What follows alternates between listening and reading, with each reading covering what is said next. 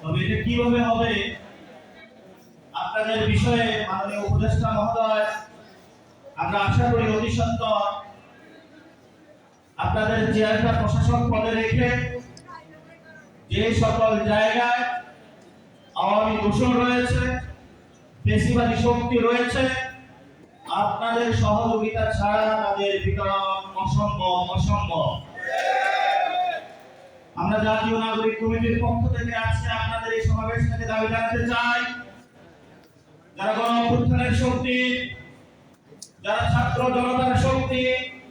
যারা বাংলাদেশের পক্ষের শক্তি, অনবিলম্বে আপনাদেরকে আপনাদের স্থান ফিরিয়ে দেওয়া হোক এবং আপনাদেরকে প্রশাসনিক মর্যাদায় দিয়ে বাংলাদেশের লোকাল গভর্নমেন্টে যে বিশৃঙ্খল পরিস্থিতি সৃষ্টি হয়েছে